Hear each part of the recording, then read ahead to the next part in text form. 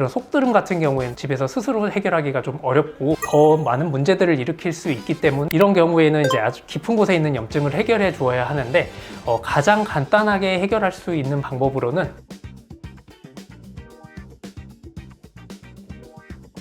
안녕하세요. 창수 에디션 김창수 원장입니다. 여러분, 여드름에도 종류가 좀 여러 가지 있는 거 아세요? 그 중에서도 조금 가장 고약한 속드름에 대해서 오늘 한번 이야기를 해보려고 해요. 여드름이라고 하면 하얀색의 화이트헤드, 면포성 여드름이라고 하는데, 화이트헤드나 또 블랙헤드 또는 이제 빨갛게 염증성으로 올라오는 여드름이 있는데요. 깊은 곳에 있는 여드름 같은 경우에는 모공 안에서 깊은 곳에서 염증이 이제 갇혀 있는 상태인데요. 다른 여드름들과 다르게 모공이 좀 잘 눈에 보이지 않고 그 염증과 열려 있는 모공이 연결이 좀 잘 안 되어 있어서 보이지 않거나 잘 처리가 좀 어려운 그런 여드름인데요. 이런 속드름 같은 경우에는 집에서 스스로 해결하기가 좀 어렵고 더 많은 문제들을 일으킬 수 있기 때문에 잘 들어보시면 좋을 것 같아요. 원장님, 속드름 저도 나본 적 있어서 아는데 약국에서 연고 같은 거 발라도 소용이 하나도 없더라고요. 여드름의 초기 상태에서 여드름 약을 바르면 조금 나아지는 경우가 있기는 한데요. 밖에서 바르는 약으로는 사실 깊은 곳까지 침투가 어렵죠. 깊은 속드름 같은 경우에는 정말로 거기까지 전혀 미치지를 못해서 전혀 효과가 없는 경우가 많아요. 이런 경우에는 이제 아주 깊은 곳에 있는 염증을 해결해 주어야 하는데 가장 간단하게 해결할 수 있는 방법으로는 염증 주사입니다.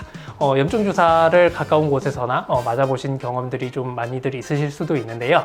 특히나 이렇게 깊은 곳에 있는 경우에는 주사기 바늘로 안에 깊이 들어가서 염증을 해결해 주어야 하기 때문에 염증 주사를 맞으시는 것을 추천드리고요. 너무 많이 한꺼번에 그 염증을 없애겠다는 목표만으로 주사를 많이 했을 때는 파임이라든가 이런 부작용들이 좀 있을 수 있기 때문에 시간을 두면서 염증을 줄여 나가면서 해결을 하는 게 가장 좋을 것 같습니다. 주사를 맞았음에도 부족하거나 또 계속 장기적으로 좀 해결을 하고 싶으시다면 피지를 줄여주는 피지 레이저를 활용해 보는 게 좋겠습니다. 넓은 스팟 사이즈로 깊은 곳까지 좀 들어갈 수 있는 저희는 네오빔을 사용하고 있는데요. 이런 장비를 사용했을 때 깊은 곳에 있는 피지샘의 활동을 좀 억제해주고 장기적으로 좀 계속해서 반복되는 염증의 근본적인 원인을 좀 줄여줄 수 있을 것 같아요. 피지샘의 크기나 활동을 좀 줄여줌으로써 장기적인 해결 방법이 될 것 같습니다. 여드름 없었는데 빨간 거 그대로 남는 거 이게 흉터라고 봐야 되는 건가요? 염증 반응으로 혈관들이 확장되어서 빨갛게 되는 건데요.